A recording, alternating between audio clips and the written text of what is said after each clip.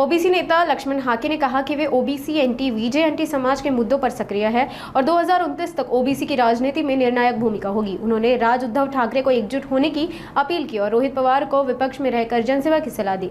पवार परिवार को केवल सत्ता में रहने वाला बताते हुए उन्होंने जानकर शेट्टी-कडू की आघाड़ी को कमजोर करार दिया। गोपीचंद पडळकर को जनता के मुद्दों पर आवाज उठाने की सलाह दी। जनसेवा विधेयक और सोलापुर यूनिवर्सिटी के नामांकन पर संतोष जताया। निश्चित सहमत आहे, कारण संजयजी राऊत हे राजकीय नेत्यांपेक्षा पत्रकार जास्त आहेत आणि त्यांना महाराष्ट्रातल्या जनसामान्यांचे प्रश्न मांडण्याची एक त्यांची वेगळी शैली आहे। मी निश्चित म्हणेन की पवार फॅमिली ही कधीच वेगळी नव्हती। मग तो पहाटेचा शपथविधी असो की अलीकडचा अजितदादांचा जाऊन सत्तेत सामील होणं असो, पवार फॅमिली कधीच वेगळी नव्हती। फक्त महाराष्ट्रातल्या जनतेला वेड्यात काढण्याचं काम पवार फॅमिलीने आजपर्यंत केलेलं आहे। मला महाराष्ट्रासमोर एक प्रश्न, एक विषय निदर्शनास आणायचा आहे। पवार फॅमिलीने कुठली चळवळ लढली हो या महाराष्ट्रामधली? पाण्याची चळवळ लढली, कामगारांची चळवळ लढली, कुठली एक विषय मला असा सांगा। नेहमी सत्तेमध्ये राहणारे ही पवार फॅमिली आहे, त्यामुळे मला नाही वाटत की ही पवार फॅमिली जास्त दिवस सत्तेच्या बाहेर राहू शकते। नाही बघा, महाविकास आघाडीमधले पक्ष, मग स्पेशली राष्ट्रवादी काँग्रेस पक्ष, शरद पवार हे सत्तेच्या बाहेर राहू शकत नाहीत। पवार फॅमिली ही सत्तेच्या बाहेर राहूच शकत नाही। त्यामुळं पवार फॅमिलीला सत्तेत ती सामीलच झालेली आहे।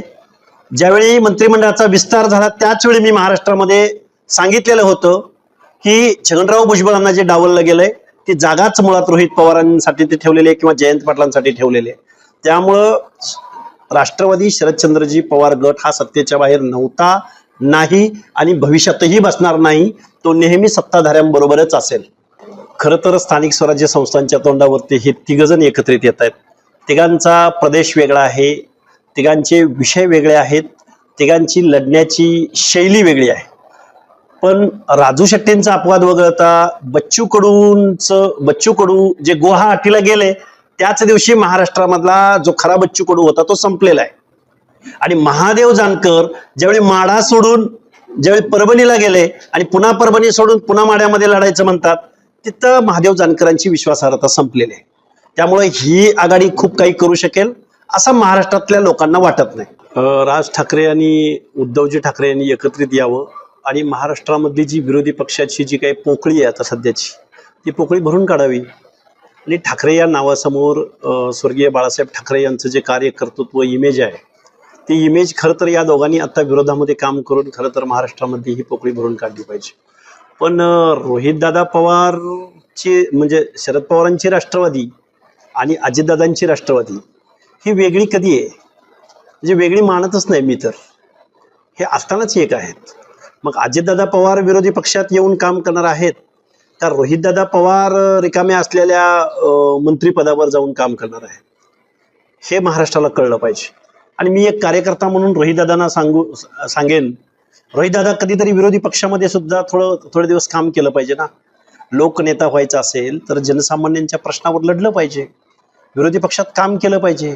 नेहमी सत्तेत राहाल तर मग गल्लीत गोंधळ आणि दिल्लीत मुजरा। तुम्हाला अमित शहाजींना जाऊन नमस्कार चमत्कार करावे लागतील। एकदा महाराष्ट्रामधल्या वाड्या वस्त्या तांड्यावरती, आज माझ्या सोलापूर जिल्ह्यात पाण्याचा प्रश्न बिकट आहे, त्यावरती रोहित पवार कधीतरी बोलले पाहिजेत ना। नेहमी सत्तेत कशासाठी? सत्तेत का गेलं पाहिजे? मग तुम्ही सत्तेत जाऊन बसणार आहात का अजितदादाला विरोधी पक्षात बोलवणार आहात?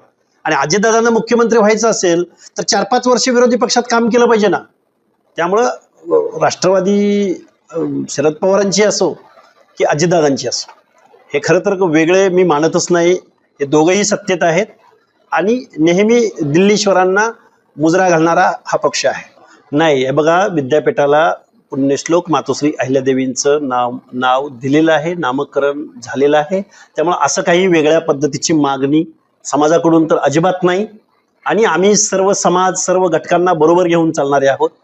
विद्यापीठाला नाव दिलेलं आहे, आम्ही याच्यावरती सोलापूर जिल्ह्याच्या बॅकग्राऊंडवरती आम्ही खुश आहोत।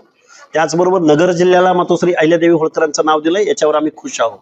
जनसामान्यांचे प्रश्न सुटावेत, महाज्योतीचे प्रश्न सुटावेत, बजेटरी तरतुदी व्हाव्यात, महामंडळांना पैसे मिळावेत, या प्रश्नावर आपण निश्चित प्रत्येक वेळी सिंबॉलिक राजकारण करण्याची आवश्यकता नाही। प्रत्येक वेळी प्रतिकात्मकच गोष्टी उचलल्या पाहिजेत आणि वातावरण कलुषित करावं असं म्हणणारा मी कार्यकर्ता नाही.